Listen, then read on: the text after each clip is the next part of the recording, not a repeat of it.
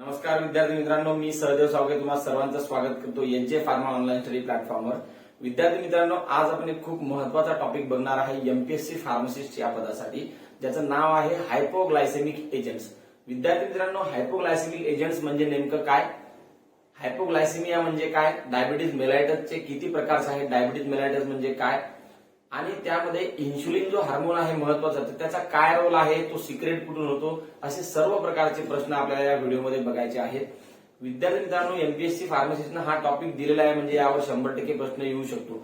आणि जे ड्रग्स, जे डायबिटीज मेलाइटच्या टाइप्स आहेत, तर कोणत्या टाइपवर कोणते अँटी डायबिटिक ड्रग्स यूज होतात किंवा इन्शुलिन कोणत्या टाइपच्या डायबिटीज मध्ये यूज होतो, हे सर्व आपल्याला या व्हिडिओमध्ये बघायचं आहे। तर विद्यार्थी मित्रांनो, हायपोग्लायसेमिक एजंट्स म्हणजे तुम्हाला सर्वांनाच माहित असेल, हायपोग्लायसेमिक एजंट म्हणजे अँटी डायबिटिक एजंट की जे डायबिटीजच्या ट्रीटमेंटमध्ये यूज होतात, म्हणजेच हायपरग्लायसेमियामध्ये, म्हणजे ब्लड मध्ये जेव्हा शुगरची लेवल वाढते त्याला आपण डायबिटीज मेलाइटस म्हणतो, आणि त्याच्या ट्रीटमेंटमध्ये यूज होणारे जे ड्रग्स असतात त्यांना आपण अँटी डायबिटिक किंवा हायपोग्लायसेमिक एजंट्स असं म्हणतो।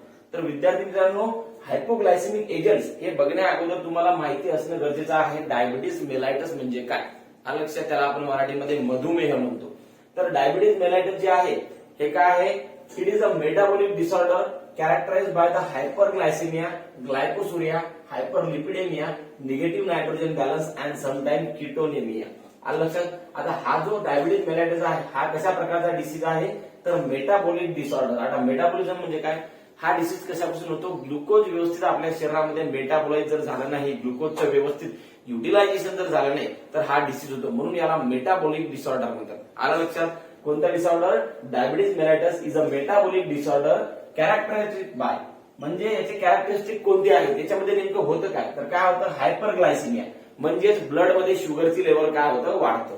त्यानंतर ग्लायकोसुरिया, युरिन मध्ये सुद्धा कशाची लेवल वाढू शकते, युरिन मध्ये सुद्धा ग्लुकोज एक्सक्रीट होऊ शकतं, युरिन मध्ये सुद्धा ग्लुकोज एक्सक्रीट होऊ शकतं। त्यानंतर हायपरलिपिडेमिया, आपल्या बॉडीमध्ये लिपिड सुद्धा वाढतात, त्याच्यामध्ये निगेटिव्ह नायट्रोजन बॅलन्स, नायट्रोजनचं बॅलन्स व्यवस्थित राहत नाही, ऍबनॉर्मल होतं, निगेटिव्ह होतं, अशा प्रकारचे सिम्पटम्स आहेत ते कशामध्ये येतात, डायबिटीज मेलाइटस मध्ये। आणि समटाइम्स काही वेळा कीटोनेमिया सुद्धा होतं। कीटोनेमिया म्हणजे आपल्या बॉडीमध्ये जे ब्लड सर्क्युलेशन आहे, ब्लड सर्क्युलेशन मध्ये कीटोन बॉडीचं कॉन्सन्ट्रेशन काय होतं, वाढतं। तर या डिसीजला काय म्हणायचं, डायबिटीज मेलाइटस। याच्यानुसार जे व्हेस्क्युलर चेंजेस असतात, जसं की पेरिफेरल न्यूरोपॅथी, त्यानंतर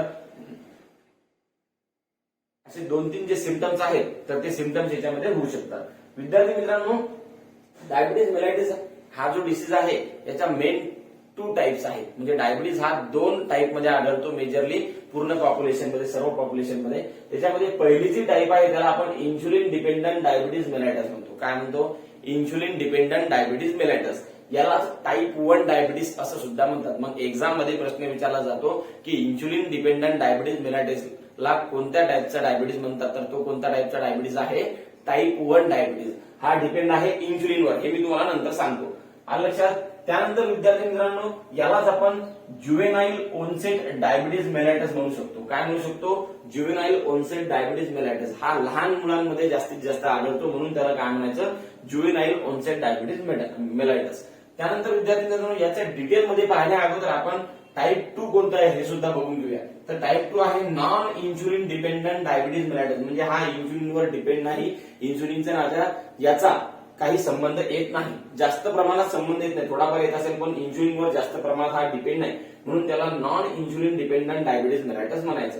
याला टाइप 2 डायबिटीज सुद्धा म्हणतात, किंवा मॅच्युरिटी ओनसेट डायबिटीज मेलाइटस म्हणजे ओल्ड एज मध्ये किंवा जे मिडल एज आहे, मिडल एज मध्ये हा डायबिटीज होऊ शकतो।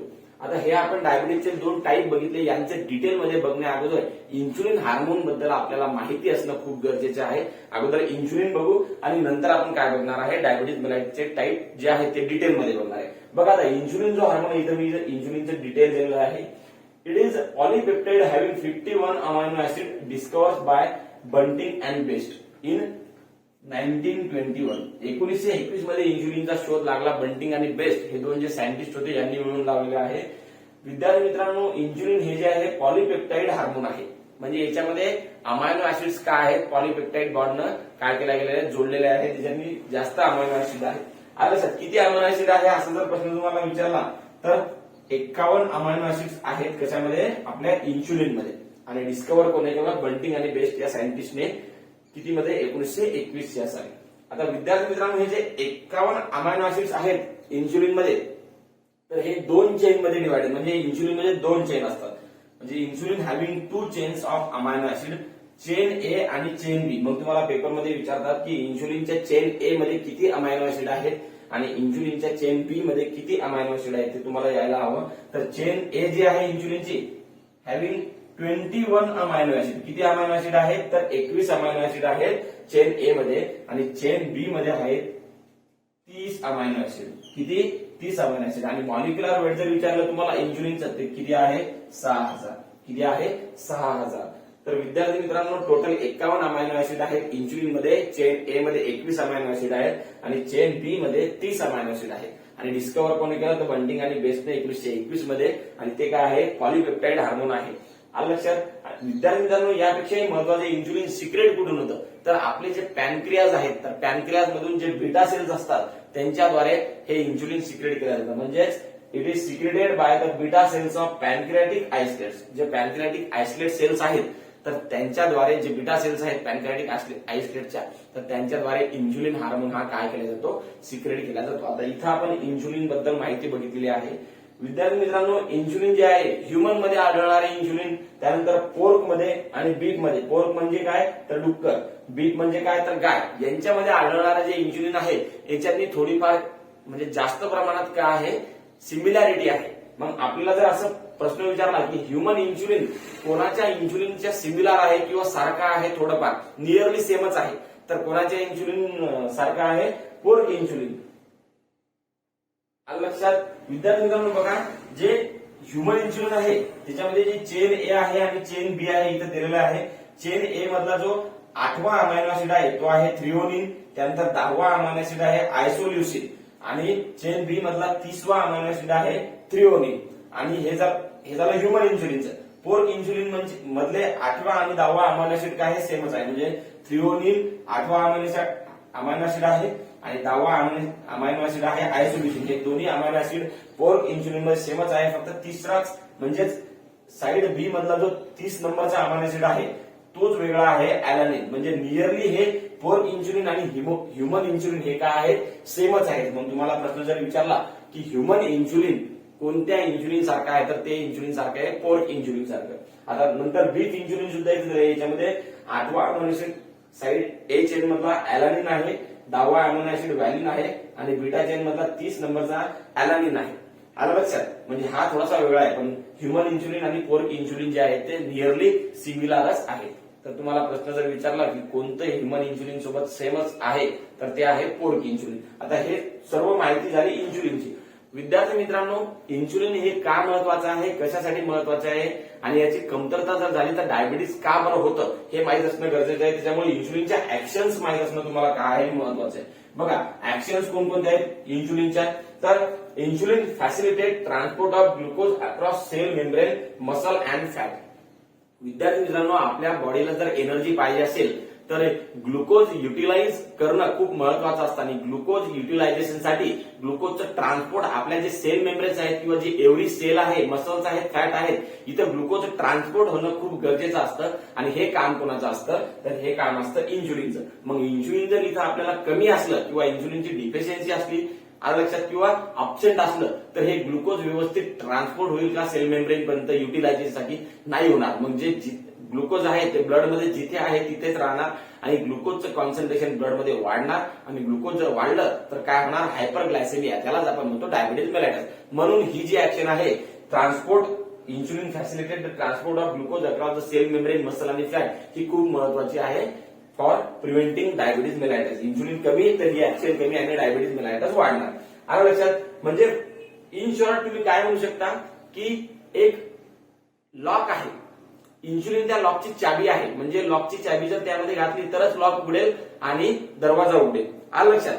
म्हणजेच आपली एंट्री रूम मध्ये होऊ शकते. तसंच ग्लुकोजचं आहे, हे जे इन्शुलिन सेल मेम्ब्रेनचे रिसेप्टर्स असतात, सेल मेम्ब्रेनवर वेगवेगळे इन्शुलिन रिसेप्टर वगैरे असणार.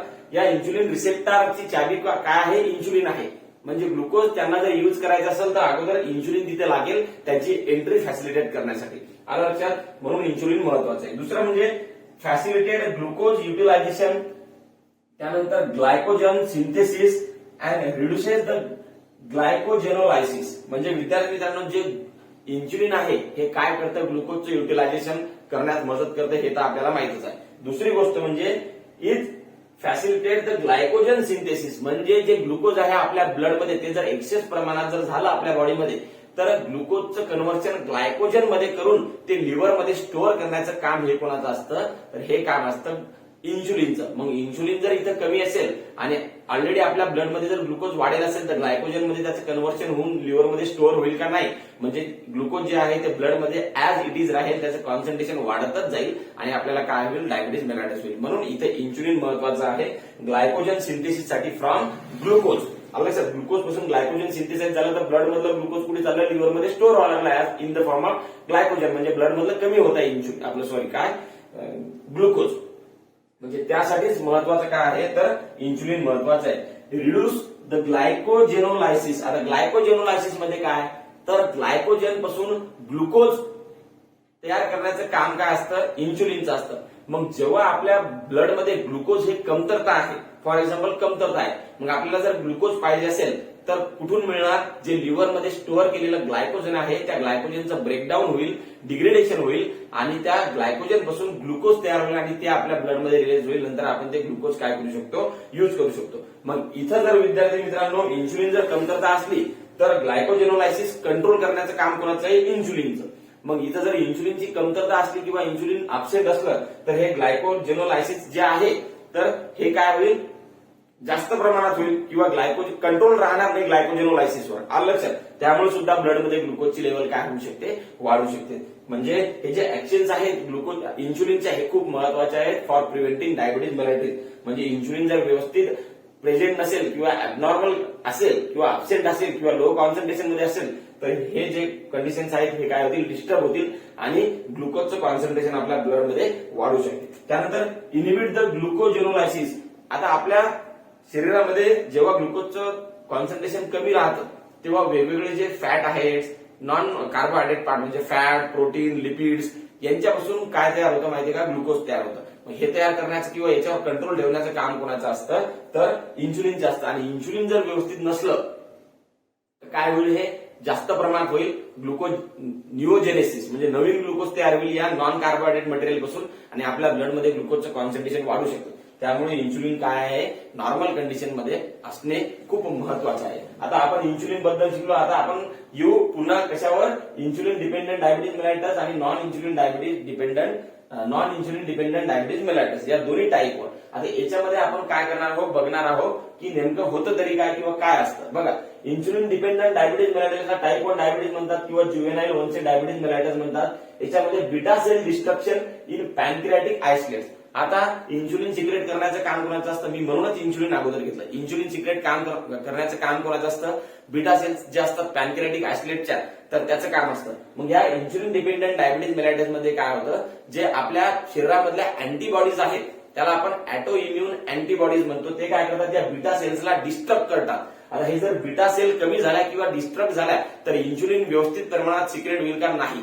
मग हे जे कारण आहे हे मेन रिझन आहे कशाचं, टाईप 1 डायबिटीज मेलायटसचं म्हणजेच इन्शुलिन डिपेंडंट डायबिटीज मेलायटसचं. आलं लक्षात? आता इथे बीटा सेल डिस्टर्ब होत आहेत म्हणजे इन्शुलिन कमी प्रमाणात काय होत आहे, रिलीज होत आहे आणि कमी प्रमाणात रिलीज होत आहे म्हणून हा इन्शुलिन डिपेंडंट डायबिटीज मेलायटस होत आहे. म्हणजेच ही जी टाईप आहे इन्शुलिन डिपेंडंट डायबिटीज मेलायटस ही डिपेंड आहे कशावर, इन्शुलिनच्या कॉन्सन्ट्रेशनवर. म्हणून याला काय म्हणायचं, इन्शुलिन डिपेंडंट डायबिटीज मेलायटस. त्यानंतर विद्यार्थी मित्रांनो, in all types of type 1 diabetes mellitus, type 1 diabetes mellitus जे आहे तर टाईप 1A आणि टाईप 1B अशा दोन याच्या टाईप असतात. टाईप 1A मध्ये काय होतं माहितीये का, जे बीटा सेल्स असतात हे डिस्टर्ब केल्या जातात अँटीबॉडीद्वारे. आणि टाईप 1B मध्ये काय आहे, बीटा सेल डिस्टर्ब होतात की नाही हे काय नाही, नक्की नाही. आलं लक्षात? तर हे जे दोन टाईप्स आहेत हे कशाचे आहेत, टाईप 1 डायबिटीज मेलायटसचा. तर in all type of type 1 diabetes mellitus circulating level of insulin is low or very low. याच्यामध्ये इन्शुलिनची लेवल काय होतं, कमी होतं किंवा व्हेरी लो होतं, खूप कमी होतं. तर हे 100% डिपेंड आहे इन्शुलिनच्या लेवलवर. इथं काय आपण इथं आपल्याला दिसून आलं. त्यानंतर दिस टाईप इज लेस कॉमन, खूप कमी प्रमाणात या टाईपचे पेशंट आढळतात. And has low degree of genetic predisposition, म्हणजे जेनेटिकली वडिलांपासून मुलांपर्यंत किंवा आजोबापासून नातवांपर्यंत हा जो टाईप आहे हा जाण्याचे चान्सेस खूप कमी असतात. म्हणजे जेनेटिक प्रीडिस्पोजिशन या टाईप 1 डायबिटीजची खूप कमी असते. आलं लक्षात? म्हणजे जेनेटिकली टाईप 1 डायबिटीज ट्रान्सफर होत नाही जास्त प्रमाणात आणि याचे पेशंट सुद्धा खूप कमी असतात. आलं लक्षात? आता विद्यार्थी मित्रांनो, याच्यामध्ये मेन म्हणजे काय आहे, किटोसिस होतं. आता साहजिकच आहे, इन्सुलिनचं कॉन्सन्ट्रेशन काय आहे, कमी आहे. मग इन्सुलिनचं कॉन्सन्ट्रेशन कमी असल्यामुळे आपण कार्बोहायड्रेट किंवा जे ग्लुकोज आहे ते व्यवस्थित युटिलाइज करू शकत नाही. मग जेव्हा ग्लुकोज युटिलाइज करू शकत नाही तेव्हा कीटोन बॉडीज जे असतात आपल्या शरीरामध्ये, त्या कीटोन बॉडीज पासून काय होतं, किंवा वेगवेगळे जे प्रोटीन्स वगैरे असतात किंवा नॉन कार्बोहायड्रेट मटेरियल असतं त्यांच्यापासून काय केलं जातं, एनर्जी युटिलाइज केल्या जातं आणि त्याच्यानंतर कीटोन बॉडी तयार होऊन त्याचं ब्लड कॉन्सन्ट्रेशन वाढतं कीटोन बॉडीचं, त्याला आपण म्हणतो किटोसिस. लक्षात, जेव्हा कार्बोहायड्रेट युज करू शकत नाही तेव्हा कीटोन बॉडीज पासून एनर्जी तयार केल्या जाते आणि कीटोन बॉडीचं कॉन्सन्ट्रेशन सुद्धा काय होतं याच्यामध्ये वाढतं ब्लडमध्ये, त्याला आपण किटोसिस म्हणतो. विद्यार्थी मित्रांनो, नंतर आहे non insulin dependent diabetes mellitus. याच्यामध्ये काय आहे, there is a no loss or moderate reduction in beta cell mass. म्हणजे हे जे non insulin dependent diabetes mellitus आहे याच्यामध्ये बीटा सेल्स जे आहेत ते जास्त प्रमाणात काय होत नाहीत, डिस्ट्रक्ट वगैरे होत नाहीत किंवा त्यांचा लॉस होत नाही. पण फर्स्ट मध्ये काय होतं, बीटा सेल डिस्ट्रक्ट होत आहे ऑटो इम्युन अँटीबॉडीजमुळे. त्यानंतर insulin in circulation is low, normal or even high. आणि जे इन्सुलिन असतं ते इन्सुलिन लो असू शकतं, हाय पण असू शकतं किंवा नॉर्मल पण असू शकतं. म्हणजेच हा जो डायबिटीज आहे हा इन्सुलिनवर डिपेंड नाही. आलं लक्षात? आणि टाईप 1 मध्ये काय असतं, लोच कॉन्सन्ट्रेशन असतं किंवा व्हेरी लो कॉन्सन्ट्रेशन असतं. म्हणजेच टाईप 1 हे डिपेंड आहे इन्सुलिनवर. हा दोन्ही मधला फरक तुम्हाला जाणून घ्यायचा आहे. त्यानंतर विद्यार्थी मित्रांनो, more common type over 90% cases of diabetes mellitus are of type 2. म्हणजे हा मोर कॉमन आहे, जास्तीत जास्त जे पेशंट्स आहेत ते टाईप 2 डायबिटीजचे आहेत. आलं लक्षात? तुम्हाला जर प्रश्न विचारला की खालीलपैकी कोणता टाईप डायबिटीजचा हा जास्त प्रमाणात आढळून येतो पेशंटमध्ये, तर तो कोणता आहे, टाईप 2 डायबिटीज. म्हणजे जेवढेही केसेस आहेत डायबिटीजचे तर त्यांच्यामध्ये 90% केसेस कशाच्या आहेत, टाईप 2 डायबिटीज मेलाइटसच्या आहेत. आलं लक्षात? आता विद्यार्थी मित्रांनो, इथं आपण जनरल इन्फॉर्मेशन बघितली. हायपोग्लायसेमिक एजंट्स बघण्या अगोदर कशाची, डायबिटीज मेलाइटसच्या, त्याच्या टाईप, इन्सुलिन म्हणजे काय आणि जे वेगवेगळ्या स्पीसीज आहे इन्सुलिनच्या, ह्युमन इन्सुलिन सारखी कोणती स्पीसीज आहे आणि इन्सुलिन हार्मोनच्या ऍक्शन्स आपण बघितले. आता विद्यार्थी मित्रांनो, आपल्याला हायपोग्लायसेमिक एजंट्स बघायचे आहेत नेक्स्ट व्हिडिओमध्ये.